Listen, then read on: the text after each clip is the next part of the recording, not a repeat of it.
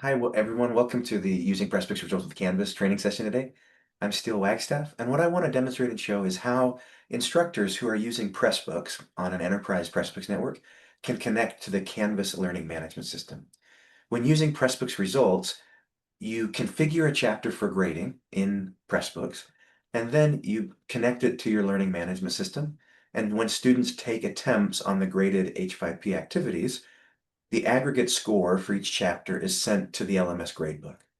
And Pressbooks provides a Pressbooks results viewer, which will give both students and instructors a drill down view into how students performed on individual activities or quizzes. So that'll give a that's kind of high level overview of what Pressbooks results is. The necessary ingredients you have to have access to an enterprise Pressbooks network, which means a Pressbooks network that's either run by your university, your college, your consortia, and a willingness to connect that Pressbooks network to your learning management system via LTI, which is a kind of common standard for connecting learning tools with the learning management system. And then your network manager has to agree to turn Pressbooks results on. Usually the configuration process, the approval will take a few days to a few weeks to a few months, depending on how quickly people move. But the configuration itself is a process the LMS administrator does in just a few minutes using dynamic registration. I'm not going to show any of that. That's not something that instructors usually worry about, though I can show it in the Q&A after, since there's someone here that probably is interested. But what I'll focus on is focus on the instructor experience. So I'm going to share my screen and start with a sample book. The first thing that you'll want to have is access to a Pressbooks network where you have a book or the ability to create or edit a book. You can start with any book you want that's openly licensed. You could copy or clone it, or you could build your own. And as an author, this is what the Pressbooks editing interface looks like. Here I've got a sample book where I've already populated it with a bunch of chapters worth of content from many different disciplines. And I'll start with this literature example. I used to teach literature, so this is one I knew well. This is a poet from Wisconsin, Jill, by the way, Larry Niedecker, my favorite poet. So here, this is a sample chapter where I'm presenting several different chunks of content with small formative assessments interspersed throughout. At the bottom of the chapter, after I'm done editing, I will see an LMS grade reporting box. If you're following along, this is the key thing to use as an instructor. I can see that there are 5 different quiz activities in this chapter. Here's the name, the descriptive title of each of the quizzes. I've given it a descriptive title. And here's the type of question. So there's a true-false question, a fill in the blanks, 2 question sets, which means multi-part quizzes, and 1 automatically graded essay. I need to decide which of these activities are going to count for the student's grade. As a rule of thumb, I think if they're in the chapter and they're automatically gradable, you probably should count them in the final grade. Otherwise, there's confusion on the student's part saying, well, I did this quiz and this quiz, but why does my grade only show one of them? Unless you have a strong reason, we generally recommend if you put the quiz in there, include it in the grade report. Otherwise, be very clear about telling students, this one doesn't count, this one does, etc. So you can check the button at the top to select all, or you can individually select one or the other, and those changes will be automatically saved. Down below, you'll also see a grading scheme. Here's where you decide, how do I want the attempts on this activity to be graded? First attempt means I will take their first try on this question, plus their first try on this question, plus their first try on this set, plus their first try on this set, plus their first try on the essay. I'll add those together. I'll send those to the gradebook, and they may be able to attempt it multiple times, but it's their first score that's going to count in the gradebook. They can't alter it. That's if you want it to be a little bit more of a high stakes where you're like the first attempt counts. You may decide that that's what you want to do with your pedagogy. But most commonly, I think we see people using this for formative assessment, for practice, to help students check their understanding. And in that case, average attempt or best attempt often works best. Average attempt means you can try this one as many times as you want, and we're going to average all of your scores. So if you got it wrong the first time and right the next 2 times, you'd have a 0.66 on that one, and so forth. Best attempt means you can attempt it as many times as you want if the instructor allows you to, and we will take your best score. So I like to use best attempt generally because I'm focused on this is not a high stakes assessment. This is practice learning, and I want you to learn and practice and give feedback. So I'll configure that and I'll click save. That's all you need to do for that chapter once the activities have been inserted. Go to the next chapter, and this is a language example where I'm teaching Portuguese, we're practicing verb conjugation. And I come down and I see, okay, this one I have 4 different H5P activities. If you've never created H5P activities before, you'll see an option over here if the plugin is active to be able to add new activities or create them. And then once they're created, there's a button here that says Add H5P, and you'll see all of the available activities in your book. And if you wanted to put a new one in, you press Insert. And I didn't probably want one there, but I could move my cursor where I wanted it and I could insert a new activity. And this will show me all of the activities that it detects in a chapter. If you've added new activities and you don't see them, all you need to do is click Save, and then the list will be updated. Here again, I'll select all, and I'm going to choose Best Attempt here. And finally, I'll come to my last chapter. Jill, you teach nursing. This is an anatomy example, so I've got some examples from showing the layers of skin. Got a knowledge check, another knowledge check, another knowledge check, and then a flashcard activity at the end. So I'm going to select all. I'll also select Best Attempt just for consistency, and I'll click Save. So that's what you do on the Pressbook side. You take your book, you add H5P activities, and then you configure for grading for each one that you want to be in the gradebook. Does anybody in attendance have questions about the Pressbook side of the configuration? Are the number of attempts set in Canvas? No. Usually what will happen, that's a great question. Usually what will happen is the H5P activity itself, let me show an editor. When you're editing the H5P, let's go to activity number 7, because that's in this chapter. Okay, so here's a drag the words activity. When I've created the H5P activity, H5P will have a number of configuration options for each activity type. So Okay. here is the builder where I'm having them drag the words into the correct boxes, and I'm asking them about the different layers of skin. Under here, usually under behavioral settings, you can control whether students will automatically see a retry button right then and there, and whether they can show the solution. So I usually like to turn show solution off. You can have retry on or off so they can retry immediately, or if you have retry off, they would need to relaunch the activity to reattempt. And so you typically control over how many times a student takes it happens at the level of the activity or the chapter rather than in the LMS. I'll show some configuration options in the LMS, but controlling the number of attempts doesn't work very well with external tools, especially if you're doing average or best attempt, because each time you take an individual activity, it's going to consider that an attempt because it's going to update the score or the grade. So the LMS counts attempts differently than I think you and I would probably count attempts. So good question. All right, what I'll do now is I'll just save this and I'll come back to my LMS course. Here I have a sample course in Canvas. This may look familiar. I'm organizing the course with modules. I have a welcome page. I have a discussion forum. I could have assignments or quizzes or anything else that I wanted to build in the LMS already. But I also want to include content from this public or this private book. So I've made a new module which I'm calling Graded Activities. I'm going to click the plus button, and from this dropdown, I'll select External Tool, and I'll find the option that says Pressbooks Content Selector, or whatever your LMS administrator has named it. Usually it's Pressbooks Content Selector. At this point, we're using something called deep linking. And deep linking, what's going to happen is your LMS is going to talk to your Pressbooks network. And it says, oh, okay, I know who you are. I've just logged you in, and I can see here's all of the content on that network that you have access to, whether you're a subscriber, an author, editor, whatever. Here's the content you have access to. The first thing I'm going to do is add the Pressbooks results viewer because I want to be able to see the graded details. And then I'll scroll down and I'll find this book that I just configured. Here's this particular book I was working in. So this was the Black Hawk literature assignment. Here's the language one. Here's human anatomy. And there was a chemistry one that I didn't show. So I could select all, or I could say, let's just bring in these 3 activities. And then let's have a little chapter that's like how to for the students. And I'll click select content. Oh, I meant to show one thing on that page. So I want to pull that back up. On this page, there's something I wanted to show, which was when you're adding content from this menu, you're going to see 2 different types of links. One, it's going to say linked resource. And this means it's just going to be brought in as a regular link or chapter.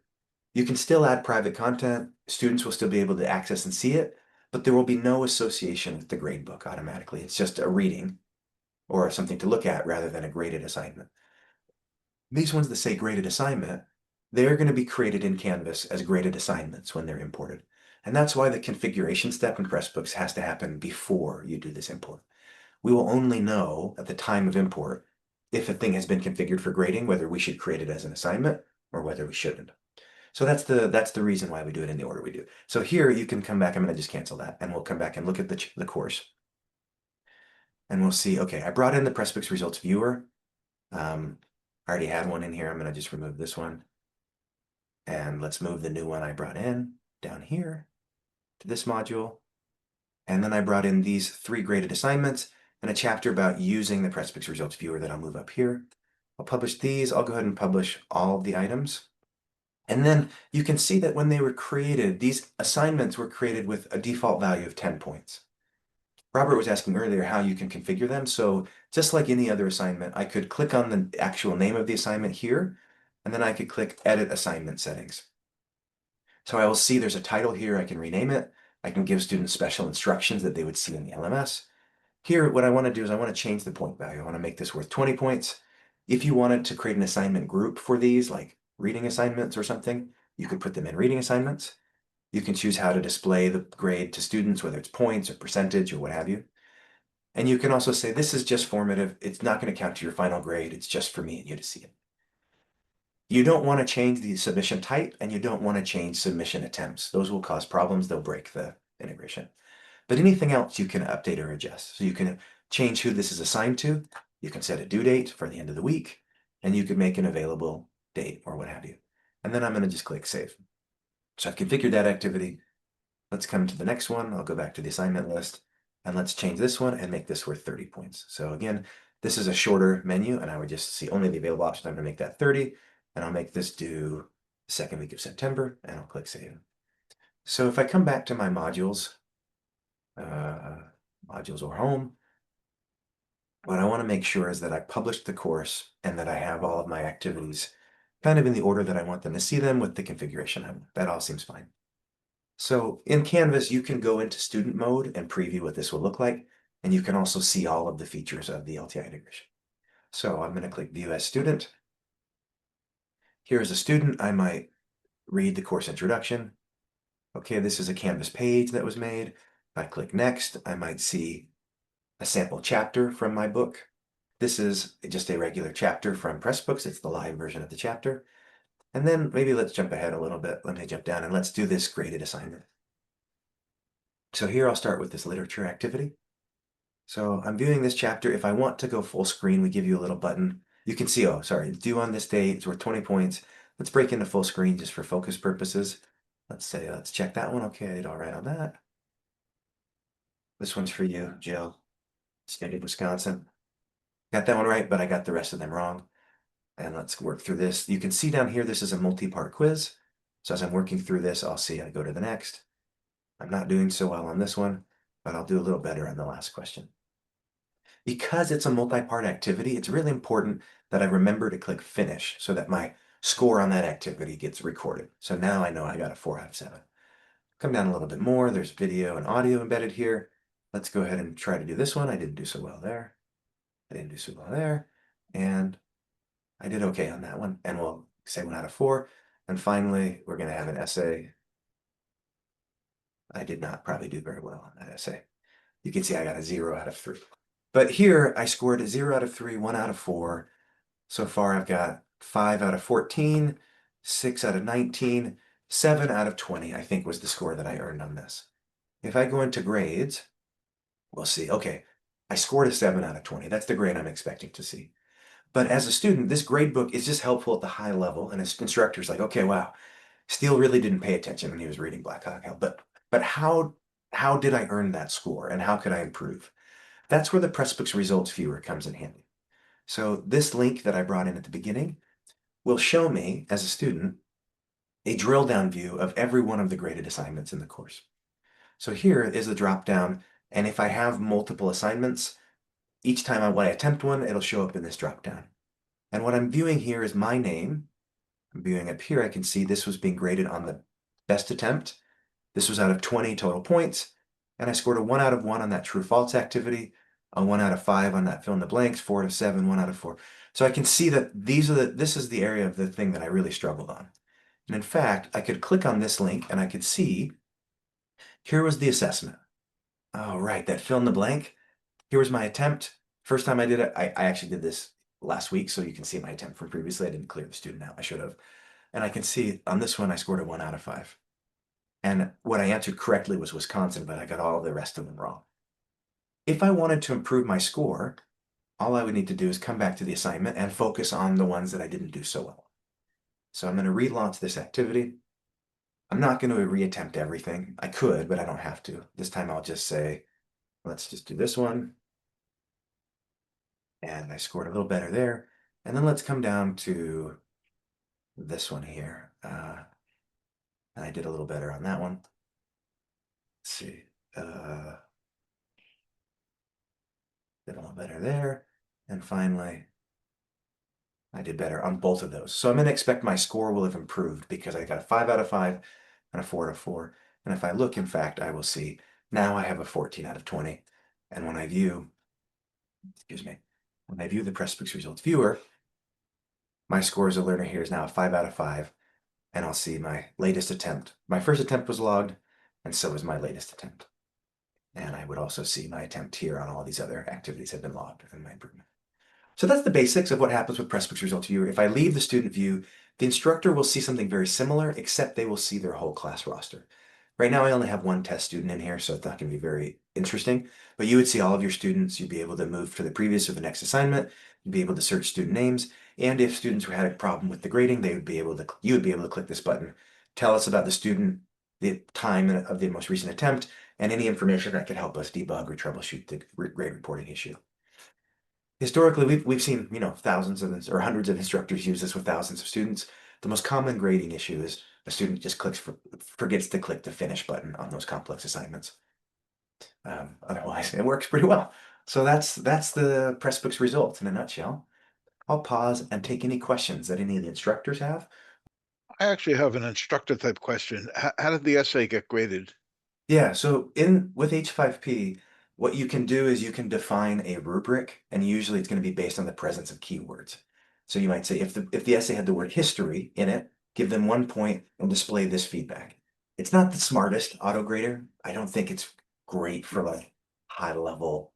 I mean, obviously a human reading something and grading is going to be much better, but it's a dumb way I should say it's rude, but it's a quick and dumb way to give a score based on the presence of keywords. But the really valuable thing typically is in here, I can see the substance of the student's response. So I can see I gave it a 1 out of 3, but this is what they wrote.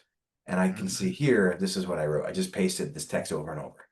So in this case, I'd look at that and I'd be like, well, I'm not giving them extra points for that. I am going to write them and say, it doesn't look like you're taking this essay assignment very seriously.